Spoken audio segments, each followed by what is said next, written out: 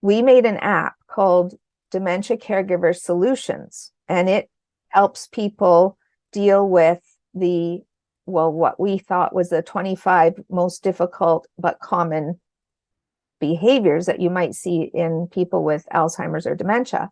And part of what we needed to do with our app was we decided if you needed more help, you can reach out to us, which was one option, or you can join this support group on Facebook, because a support group will offer them so much more peer-to-peer support, people that are going through what they're going through, or that might know, what it feels like to go through these things. So we also added to our, our repertoire, or what we had to offer. We offered a support group, a closed Facebook group. So that's called Dementia Caregiver Solutions Support Group.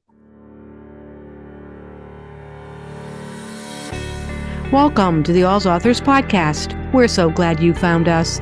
I'm Mary Ann Shuko, a registered nurse, author, and dementia daughter.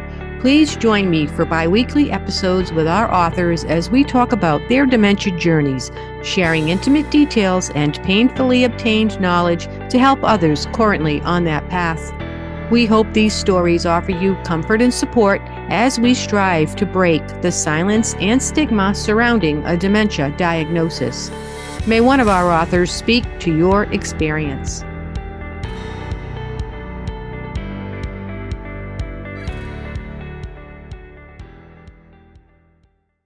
This is the Whole Care Network.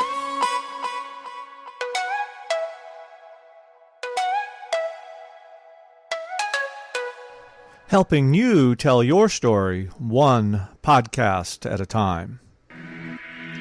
Content presented in the following podcast is for information purposes only. Views and opinions expressed in this podcast are solely those of the host and guest and may not represent the views and opinions of the Whole Care Network.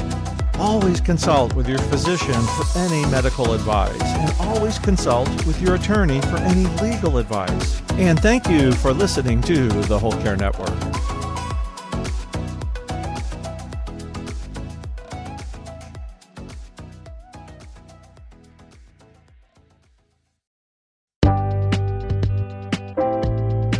Hi, I'm Susan of AlzAuthors. When I was a caregiver for my mother with dementia, resources to educate and offer support were hard to come by. AlzAuthors believes in the power of storytelling to support and encourage those impacted by Alzheimer's and dementia. Custom Caregiver Collections is a customized collection of memoirs, novels, caregiver guides, children's books, and more. This collection of well-vetted books comes displayed in a beautifully crafted wooden tabletop bookshelf with AlzAuthors branding. Custom Caregiver Collections supports our goal of bringing real books to real people in real places, and are perfectly suited for senior care communities, senior centers, doctors' offices, memory cafes, and professional or personal libraries. If you or your organization is interested in ordering or building a custom caregiver collection, we can guide you through choices of books written in many categories to support your needs. Want to build your own book collection? Contact us at alzauthors.com/ccc to get started.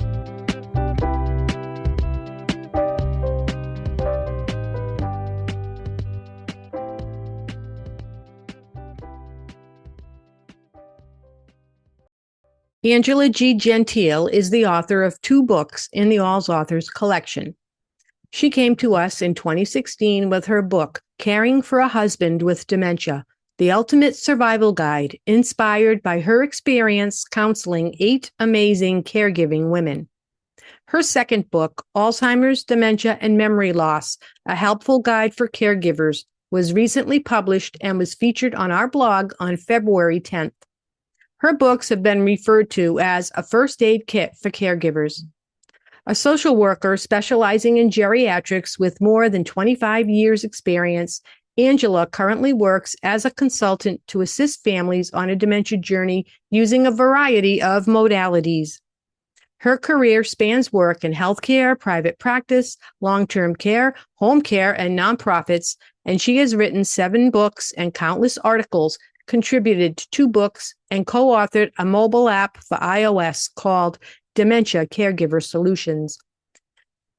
In this episode, we discuss the value of working with a social worker one-on-one to navigate the myriad of issues related to dementia care, how language affects discussions around dementia, the upside to using humor in caregiving, and the realities of canine cognitive dysfunction, also known as doggy dementia.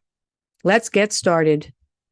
Hi, Angela. Welcome to the AlzAuthors podcast. How are you today? Hi, Marianne. I'm great. Thank you for having me. Well, thank you for coming. I just want everyone to know that you were one of the authors who came to us in our first year back in 2016. Yes, it's hard to You remember believe that? it's been that long, but time flies, really. It's crazy. It does. And it was like during that time where we were wondering, would anybody even be interested in working with us or sharing their book on our platform? We had no idea what to expect at the time. And now here we are, we're going into like the 8th year and we've grown so much. So we thank you for being one of the first people to put your faith in us and to entrust us with your book. Well, thank you for having me. It's been a really nice experience, and I'm excited to be here again. Yeah, thanks. So we have a lot of things to talk about today. We're going to talk about the first book that you contributed to our collection, but I also want to talk about the new book that you have coming up and how you all got started in this dementia world. Yeah, well, Talk to us. my first encounter with people living with Alzheimer's was when I was in my late teens and I worked in a nursing home. I guess, nowadays we don't like to use that term, but that's what it was. Yeah. I found out I loved working with older adults, and that sparked my interest in getting a social work degree in like specializing in geriatrics. And a few years later after that, we learned that my grandfather had Alzheimer's disease. I watched him decline and eventually pass. It was a difficult time for us all. And then a second grandparent also had dementia. And at the end, she didn't even recognize me. That was heartbreaking. And more recently, I cared for my late dog, Rocky, who had what I lovingly refer to as doggy dementia. Mm-hmm. My experience with caring for a dog with dementia can be found in the last chapter of my new book, which I'll be talking more about. Mm-hmm. And I eventually found my way back to working with older adults in different capacities. My roles in the healthcare field included a social worker in a personal care home, a home care case coordinator, and a geriatric mental health clinician. I also worked as a private practitioner on and off throughout the years, and that's what I'm doing now. And my work in my private practice includes working with people with dementia and their families who are affected. Okay. So what do you have to offer, your clients? If I were to be a new client calling and asking for a consultation, what would I expect from that? So the main thing that I do is I offer emotional support, and I do a lot of different modalities of therapy. So I can do cognitive behavior therapy, I can do emotional, release, I can do I can do the narrative therapy. I can pull out all kinds of tricks and tips and tools out of my little bag, I call it, to help people navigate through the system, navigate through their feelings and all their issues that they're dealing with, and the grief and the caregiver stress that people are under. So yeah, it's more of I'm a sounding board. I'm someone they can vent to if needed. And I'm a trustworthy person that has the experience to understand what they're going through. That's great. And I just wanted to let the listeners know that this type of help is available. For sure. Yeah. And a lot of people don't realize it or don't realize how they can benefit from it. And you do telehealth visits, or is it all in person? I do both. I do home visits, telehealth, either virtual or telephone, and I have in-person sessions as well. Excellent. That's great. So what was it about dementia that made you want to write about it? Because I know you have more than one book on this topic, and you have other books out as well. I believe 7. Yes, this is my You published 7th 7 books. Yes. So way back for my first book on dementia care, let's go back to that. So my final project in my Master of Social Work program education was designing, implementing, and evaluating a short-term counseling program for women who had a husband with dementia. And that program went so well that I ended up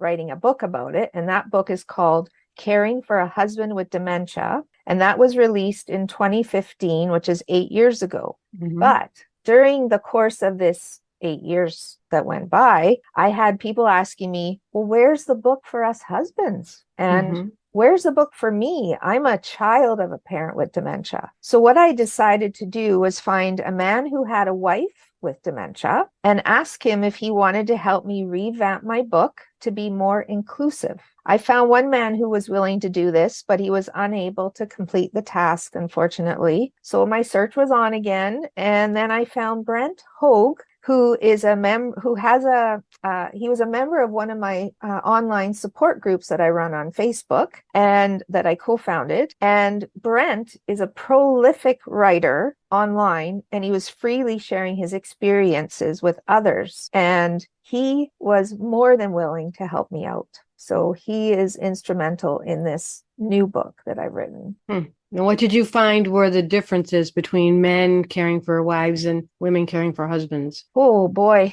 One of the things that Brent said for him that really stood out, and I'll just give it as an anecdote, I don't know if it's research based, but it is his experience, is when he would go out with his wife and the people, like the restaurant people or the store, the sales clerks, they didn't necessarily know that his wife was not well, that she had dementia. And if they started asking her a question, he would speak for her. And some of the clerks and restaurant staff would get very defensive, almost thinking, why are you speaking for your wife?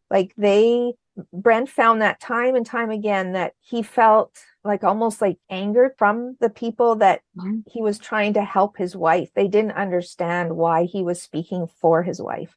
So he said that was one of the biggest differences that he's noted between women and men who are, trying to assist somebody with dementia. He said that he doesn't think that women would get the same kind of response if they're speaking on behalf of their husbands. So there's a few other things sprinkled throughout my newest book, which we're getting to, on his experiences from a male caregiver perspective. And because he's written so much and he's read so much, I really do respect his opinion on these things. That's really interesting. And I was wondering, what other types of role reversals he might have encountered. Yeah, well, that too, like he said, it's harder for a man that has not cooked or cleaned or done laundry. He said it's really hard for a man to try to learn these things, even as a simple thing like putting on a brassiere. Like he said, those kinds of things are so difficult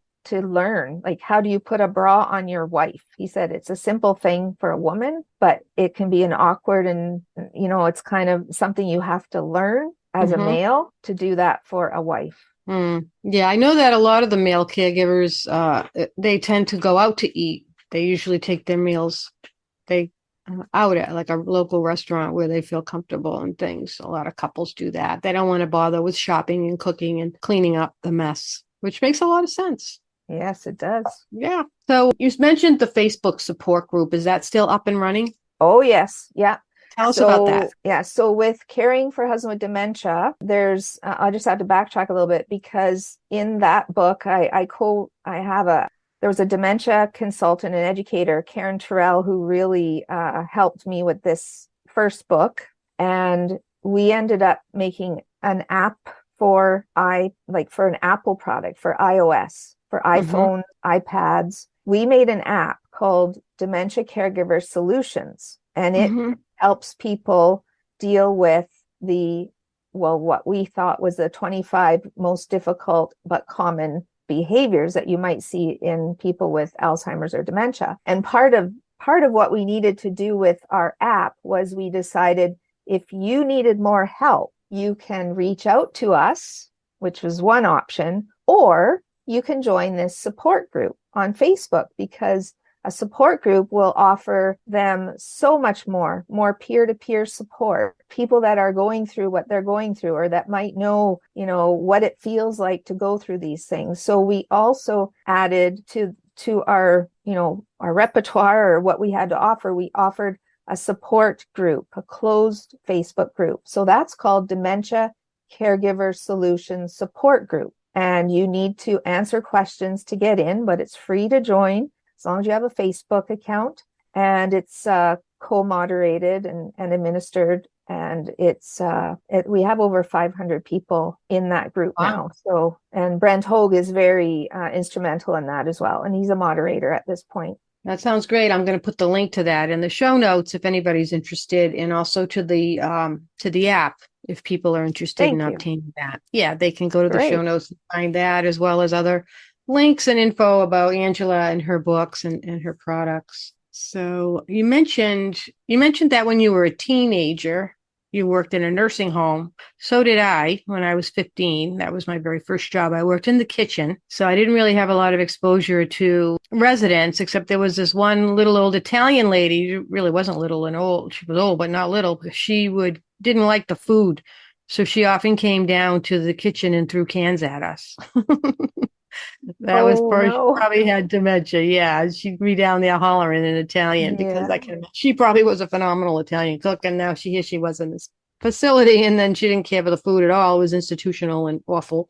But I remember her, so I really didn't have a lot of experience working with people with dementia. So you did mention that you worked in a nursing home at a very young age. But what other experiences have you had with nursing homes, home care, assisted living, any of that? Oh boy. I've had quite a bit. So my experiences with home care as a case coordinator helped me appreciate the role of not only a person working in a stressful, complicated, burdened healthcare system, which I actually burnt out from and wrote about that too, but it also helped me empathize with the families and the people who are affected by dementia and other related conditions. I learned that there are a lot of limitations with a Canadian publicly funded program, and the burden of care often falls onto the family. And I visited many assisted living residences here, and in Canada, they are very expensive for the most part. Not everyone can afford these beautiful, often luxurious senior residences, but for those who can, they are a great option.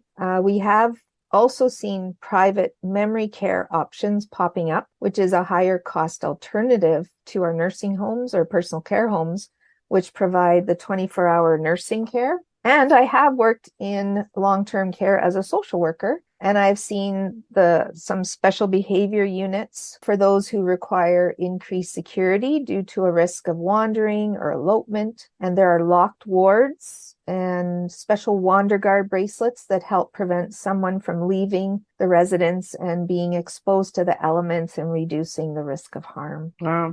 So it sounds like you've had quite a career. It's really well-rounded. Yeah, it's been, I've been honored. Actually, I feel it's quite a privilege to be able to care for, thousands of clients and family members, and I continue to do so.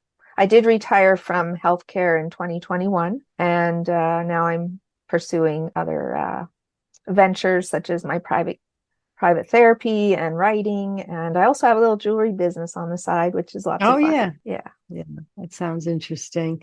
Yeah, I always felt privileged to work with this population, and in many ways it wasn't that hard because a lot of it was just about sharing information, especially things like we're available in the community, because most people have no knowledge when they embark on this dementia journey, what types of resources are even available, or the levels of care and how to obtain them. So that was very rewarding to be able to kind of give people options or let people see how they can navigate this themselves. It's very important. And as a social worker, that's definitely one of the roles of a social worker too, is to provide people with resources and options. Yeah. Yeah, that makes a big difference. So, how has your experience working with dementia changed you? Thinking back to when you were that child experiencing your grandparents' decline and to where you are now. Well, I have learned how to be compassionate towards people who are affected by dementia, whether it be the person themselves living with a condition or the care partners who are doing their best to support the person living with dementia. I'm very comfortable talking about Alzheimer's and related conditions, and I have a very soft spot in my heart. Yeah, yeah, me too. I had my first job working in long-term care when I was in my 20s, trying to redefine my career because I was not wasn't working out the way I had planned. I developed my little soft spot there, even though I had an aunt that had Alzheimer's, so I was familiar with what was going on with that. But I found that I enjoyed them. I didn't really think of it as hard work. Not that it wasn't hard; it always is hard. But it would be fun to go up there and see, what's going to happen tonight. We go up to the memory care unit, So yeah, that was a lot of fun. Have you done any advocacy work other than the writing or your support groups and things? Have you done anything like with legislation or that type of work? Alzheimer's Society? Yeah, I haven't done any legislation work, but years ago I did volunteer with the Alzheimer's Society as a support group facilitator, and I learned a lot about how caregivers struggle and how they benefit from sharing with each other. And my work with the healthcare system helped me flex my advocacy muscle, as there were many times I had to advocate for families or at least coach them on how to communicate with the nurses, doctors, administrators, or others in the system to help get their loved ones' needs met. I've seen too many instances where the family or caregiver is ignored or dismissed, which is very wrong. Ageism is rampant in healthcare, unfortunately, and more needs to be done in terms of recognizing caregivers as a very important part of the team. When caring for a person with a neurocognitive disorder, they're often a hidden patient, and we need to make sure that their needs are met as well, because caregiver burnout is real and it can be prevented with the right supports at the right time. And I also help raise funds for the Alzheimer's Society, which I'm holding a book launch for my new book, and I will be raising funds for Alzheimer's Society. That's great. Yeah, I like what you said about the caregiver often being like the unseen patient or the second patient in the equation, and are often overlooked. Ageism is rampant, but so is sexism. Yes. Yeah. And most of the caregivers are women. And the most important thing to be as a caregiver is to be an advocate for and an ally for the one you're caring for, which can be challenging for a lot of people. Yes, unfortunately. Yeah. So we recommend people keep notes. It's always a good idea to have a journal or some kind of notebook where you can write what's happening and be able to bring that with you on appointments, so you can share that information with doctors and practitioners, so things don't get overlooked. And I know a lot of times you feel like you're rushed when you go into an appointment. They only have like 5 or 10 minutes for you, and by the time you finally work up enough nerve to bring up your concerns to being ushered out the door. So it's important to be prepared when you go in for an appointment. Sure. Yeah. Definitely. Yes. Definitely. So tell us a little more about this new book that you have coming out. Right. It just came out, right? Was it published yet? Yes. Yeah. Yes, it is published and launched, and I'm really excited about it. So my newest book, Alzheimer's, Dementia, and Memory Loss, A Helpful Guide for Caregivers, was self-published through Amazon KDP, and it's a nonfiction educational self-help style of book. It's also part workbook. There are 210 pages, which includes 21 chapters, and it's available in both paperback and ebook for Kindle. And my newest book was written to be inclusive of all genders, and I use the terms they, them, and their to refer to all gender identifiers in both the singular and plural forms. And this is to lessen the complication of needing to use him, her, she, he, etc. I also use the terms neurocognitive disorder and cognitive disorders to describe dementia and other related conditions to reflect the change of language amongst medical professionals. The term major neurocognitive disorder is another term used for dementia, and mild neurocognitive disorder is a term equivalent to mild cognitive impairment. So those are big words, mumbo jumbo, but I think it's good to introduce these. If you have not heard of these terms before, I think it's good to see them in writing when you're reading the book, so that if you do hear these words, you'll kind of have a little bit of an understanding of what the health professionals are talking about. The book is divided into 4 parts. Part 1 is the introductory information about cognitive disorders. Part 2 is emotional considerations. Part 3 is practical tips. And part 4 is special considerations. In part 3, the coping with difficult behavior, which I mentioned earlier, is comprised of a whopping 45 pages, providing the caregiver with information, tips, and possible solutions to dealing with 25 difficult yet common behaviors seen in dementia. For example, some people with dementia do not want to have a bath or shower. There are many possible solutions to try, such as try to determine the reason the person doesn't want to have a bath or shower and then alter your response or your actions. Try to keep the bath or shower routine as close to their usual habits as possible. Example, a shower in the morning or a bath at night. Have someone else suggest the person has a bath, or remind the person how good it felt after having a shower last time. I also provide a tool called a behavior management worksheet framework, where you create a form that has 5 columns. On this form, you record the date, time, triggers, what was tried, and the outcome. And this worksheet can help you determine what works and what doesn't work. And at the end of many of the chapters, I provide sections to write down your answers to some of the questions I ask you to reflect upon. Some prefer to use a separate notebook or journal, and others leave the answers there for other family members to read and consider. So I like that part of it where, you can share it amongst other family members. If you have a team of caregivers, that would be really helpful. It sounds like there's like a lot of grounds for discussion as well, raising sensitive topics. People don't necessarily know how to talk about. So that sounds like the book would be a catalyst for that. Yes. And I have this feature in the first book as well. And I've heard it's helpful. So I figured I better keep it in this book too. Yeah. No, I think that works. I think that's great. And I also like, your use of language, trying to, in dementia care, since I've been doing it since I started my book. We'll go back that far, 2001, when I started writing a book about Alzheimer's.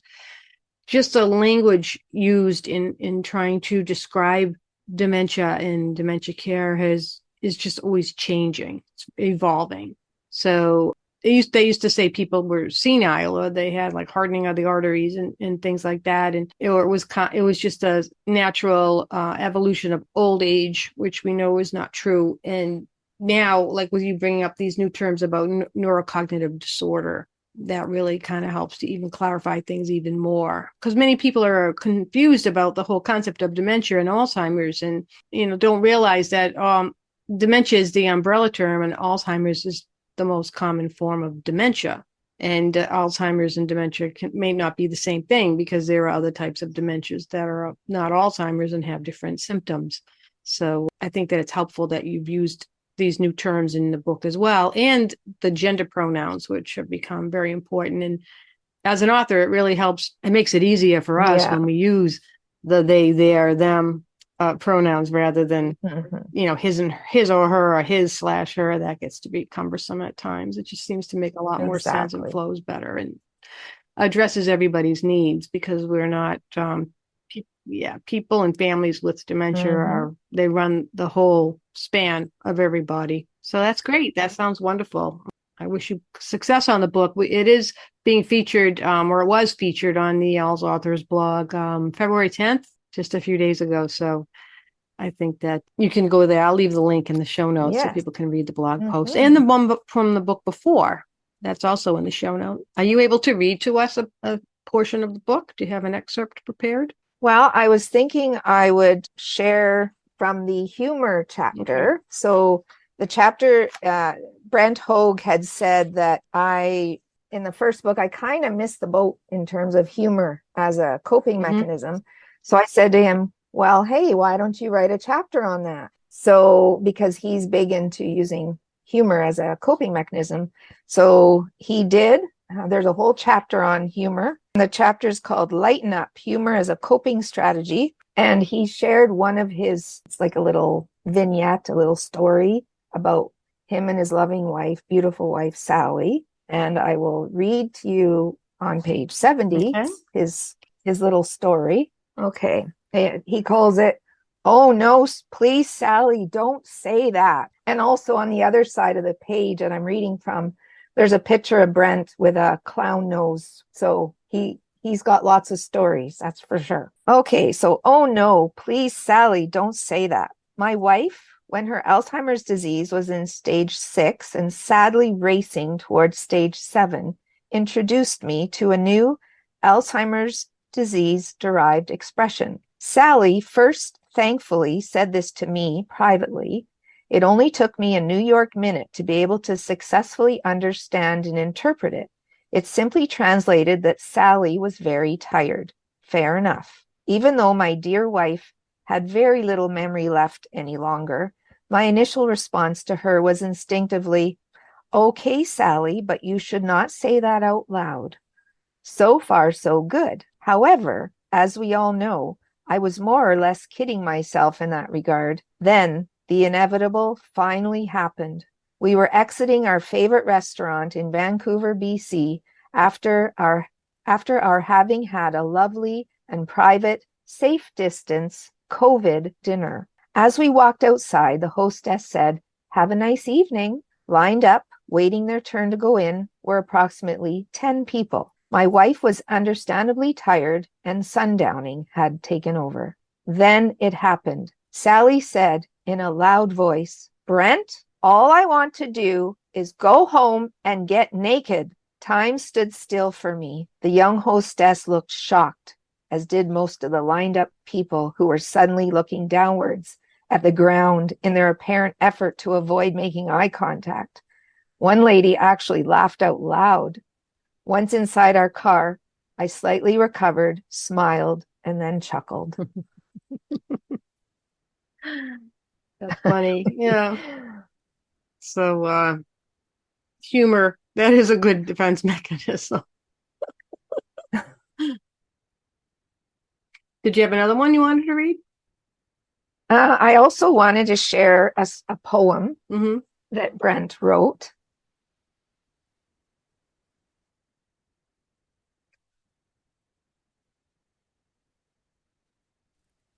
It's called "Sail On." So far from the shore, I feel like I am no more. So far from land, I am a lost husband. I am losing you. You are now going away, like a lost horizon on a cloudy day. From the deck I will release a dove as a sign for you, the one I love. Even though you are still here, I find that you are no longer near. Because you went adrift at sea, I will never again really be me. I love you, Sally, wherever you are. My heart is breaking because you have forever gone afar. Even though I have found the shore, the we and us are never more. Sail on, my love, sail on, my love. I pray that you will find my dove that I sent to you, my love. Sail on, until you are finally free from the bonds of this cruel sea. I will see you one day beyond the horizon, and my heavy tears will be no more, as we join together once again, so far from the shore. Love, Brent. It is so beautiful.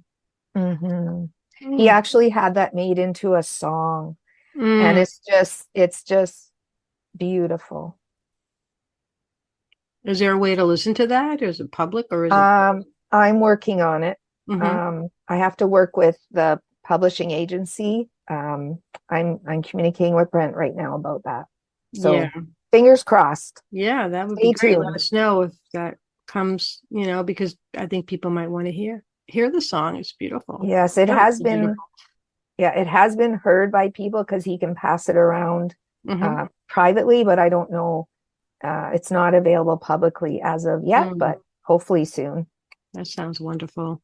So, let's talk about doggy dementia because Ah, I mentioned to you before that one of the most popular posts and blog podcasts we've had at AlzAuthors for a while was with Lisa Skinner, and we couldn't figure out why. And then I realized that she talked a lot about her dog's canine dementia, and we figured that had to be it. That was the topic that people were tuning in on. And I also had a cat that we believe had dementia, and there is something called feline cognitive dysfunction. So let's talk about that. yeah. So I had a dog named Rocky. He was a cockapoo, so Cocker Spaniel Poodle mix. Very smart, obedient, a very beautiful, lovely dog. He died, he was 16 years old. He died last year. But in the last 2 years of his life, he developed the symptoms of dementia. So he started shadowing me. Like I noticed he would be under my feet all the time. And yet he started getting very anxious. And I could tell sometimes he didn't really know where he was. He would be standing in the bathroom all by himself, just kind of staring into space. We knew he had some cataracts developing, but it wasn't necessarily his cataracts that were causing this. And we also knew he had hearing loss. So all these things started piling up on him. And we started to, wonder if there's something we can do to help him. So I ended up, he became incontinent. Like I'm just looking at my chapter here on doggy dementia, which is the last chapter in my book. He had coordination issues. He was falling. He would trip up the stairs. Going up the stairs, he would trip. He had problems with his appetite. He had trouble chewing. He had all these little growths and lumps and bumps and pain and discomfort, and he would sleep a lot. So, he had all these different medical problems. And on top of it, he had all these different behaviors that were happening. He even had what we called sundowning. So in the evenings, he would get restless and he would want to go outside. Just like a person with dementia that sundowns, they want to go home. Well, he was wanting to go outside. So we'd let him out and he'd come back in, and then he'd want to go out again and he'd come back in. It was just like, it was that restless, I want to go. I don't know where I want to go. I want to get out of here. I want to go somewhere. But yeah, there wasn't really anywhere for him to go. So then I would bring him in, and sometimes I would just get him to sit by me and I hold him. Like I would hold him nice and, not tight, but just nice and snug and cuddle with him. And then sometimes that seemed to offer him some reassurance and some security. And so then he would settle a little bit. And I also noticed that he had a habit of scratching at the door before, like when he was well and, when he was younger, he would scratch the door to get in or get out or whatever. And then I noticed he started scratching the door even when it was open, meaning you don't need to scratch the door, honey. It's open already, Mhm. So he would start doing these little doggy dementia moments. I don't know what you would call them, but I saw all kinds of different little behaviors going on. So yeah, and we did have veterinarian guidance through all these things. And yeah, the vet said it was a type of dementia and old age. So at 16, his illness and his cognitive functioning, everything just got too much. So we had to put him down, unfortunately. Yeah. Wow, that's really sad. But it's interesting the way it kind of follows a lot of the same symptoms that people experience, with our cat, he did a lot of those things. He would we'd find him standing somewhere, staring at the wall and just kind of immobilized for a while. And he grew incontinent. He lost half his body weight, even though he ate. He was eating fairly well. And I think for this cat, probably the worst thing that ever happened to him in his life was when he was how old? 12, 10 or 12 years old. And my daughter brought home another cat, a young cat. He never recovered from the intrusion of this second animal in the house. They never got along. So it was sad. He was just so miserable, and he would sleep a lot, and he would hide from the other cat. And we just didn't know what to do. And unfortunately, he passed away kind of on his own terms, really. So we didn't have to go through the agony of having to make that choice for him. But we definitely thought that he had some kind of cognitive impairment. So, our animals, they can also have these illnesses as well. Yes. Take care of them too. Yeah. And some people aren't cut out for that kind of caregiving. Like I not put up with it, but I dealt with these things for 2 years. Like I had people telling me like, I would never have done that, Angela. Right. There's no way I could have done that. And I said, well, you do what you do. Like caregivers, you don't, you're not really given a choice. If someone you love, or something, in this case you love, develops dementia, you can't just toss them aside. That's right. There is a choice for sure. You could, but in your heart of hearts, like you don't. It's just, if you're a loving, human, compassionate person, then you don't. You do what you can. Yeah, people would say, especially with the accidents, just, we had to let him go because he was messing up the house. But I was like, I can't, I'm not going to do that. I'm just not going to be that person who I'm going to put my cat down because he had an accident. So we hung on as long as we could. And it was ironic because we had been for a couple of weeks, and we had decided we were going to call the vet. We need to call the vet. It's time. And I just couldn't make the call. And then the one morning he had some kind of a seizure or something, and he just crawled into his crate and he passed away. He was so good to us, so convenient.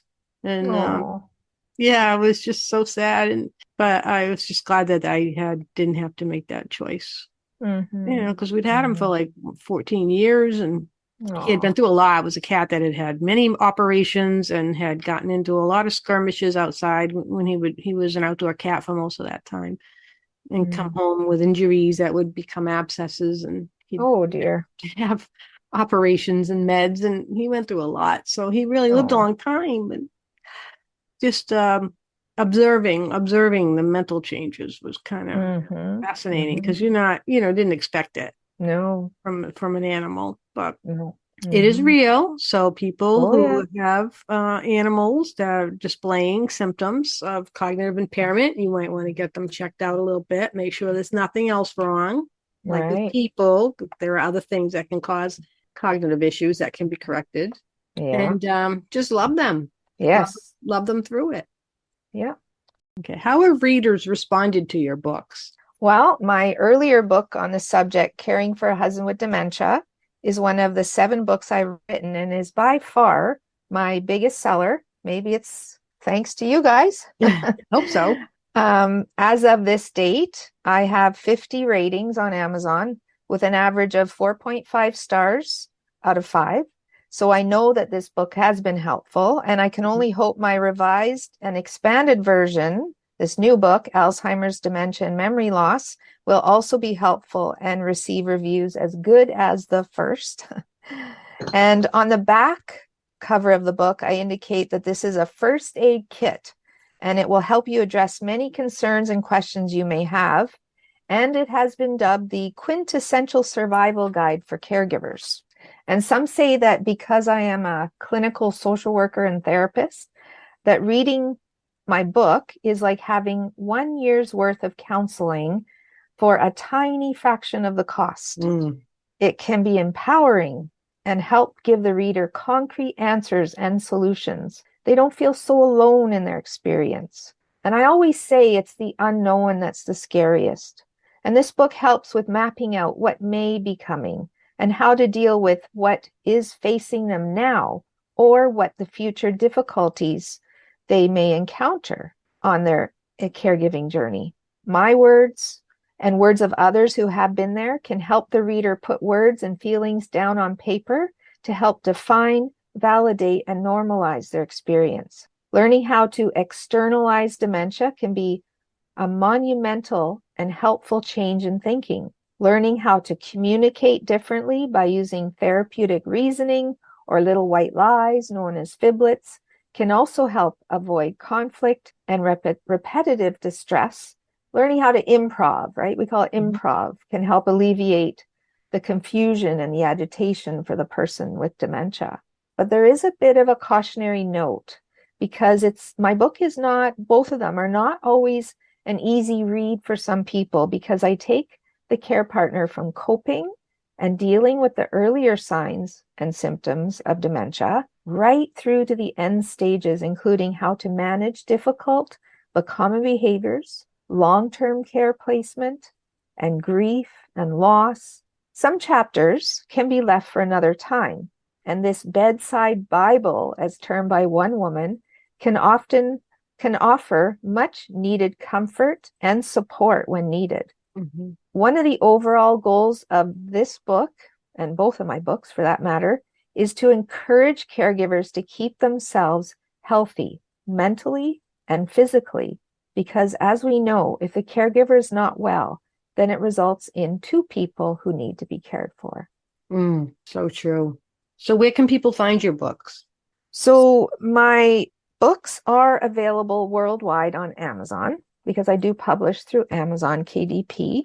Mm-hmm. And my book, Alzheimer's, Dementia, and Memory Loss, is available in both paperback and ebook formats. And I also have copies which I can sign and mail out as well, if people prefer that. Awesome. And it's available in the AlzAuthors bookstore. Yes, it is. And I guess both of them will be then. Yeah. Yes, they will be. Great.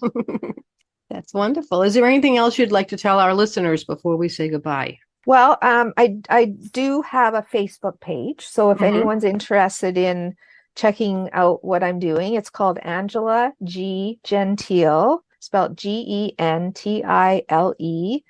MSW RSW, which is my initials for my education. And I also have a website, angelagentile.com. I post articles and news on my Facebook page and my website. So if anyone's interested in following me, I suggest they sign up for my blog on my website by providing me with an email address. And a like, tick the like on my page will help you see what I'm up to. And I also have a Smart Bio link, and the URL for that is smart.bio/Angela G. Gentile. Awesome. That's so great. Thank you so much for visiting our show today and for being in AlzAuthors with 2 books now. Oh, thank you. Thank you so much for having me. I really enjoyed sharing what I know and what I'm learning, and I know I have a lot more to learn. So, yeah. I thank Constantly you. evolving. Yes, and I thank you very, very much. Thank you. Hey, thanks for making it to the end. Angela and I have a treat for you. While we were doing the interview, Brent Hoag's poem, Sail On, dedicated to his wife, Sally, was put to music by Songfinch and is sung by a dazzling young singer named Effie. The link to the music video on YouTube is in the show notes, but you can hear the song right now. Enjoy! Dedicated to Sally.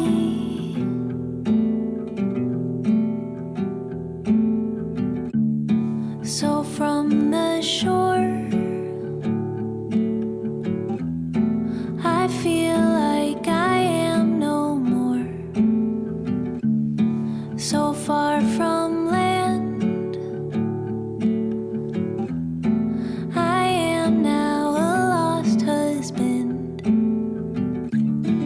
I am losing you, you are going away, like a lost horizon on a cloudy day. And from the deck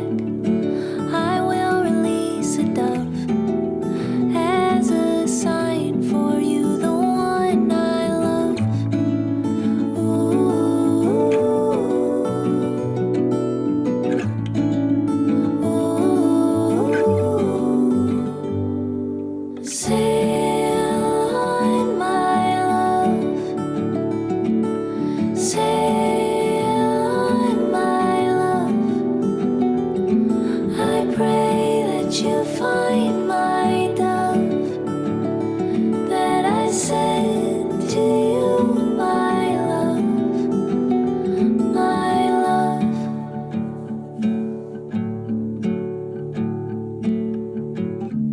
Even though you are still here, I find that you are no longer near, because you went adrift at sea. I will never again really be me. I love you, Sally, wherever you are.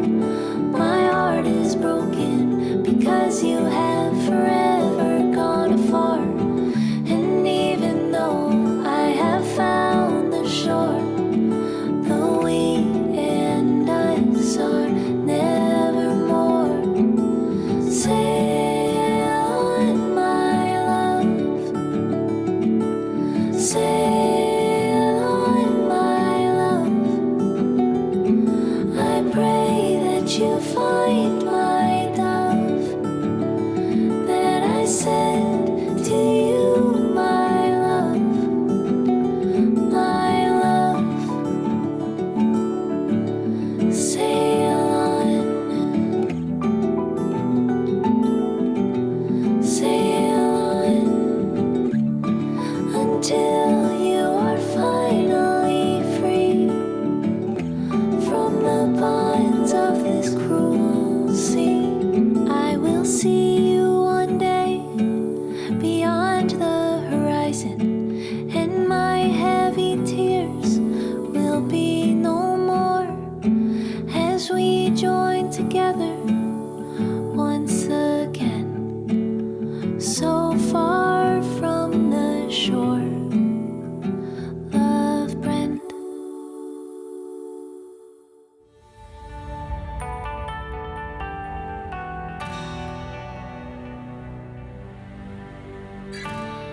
Thank you for listening to Untangling Alzheimer's and Dementia, an AlzAuthors podcast. For more details on this episode, please see the show notes. If you enjoyed the podcast, please leave a review and subscribe to it on whichever platform you use to listen to your favorite podcasts. For more information on AlzAuthors, please visit AlzAuthors.com. While you're there, be sure to browse our online bookstore, where you will find hundreds of carefully vetted books on Alzheimer's and dementia. You can also find us on Twitter, Facebook, Instagram, and LinkedIn. Please email your thoughts on the podcast to AlzAuthors@gmail.com.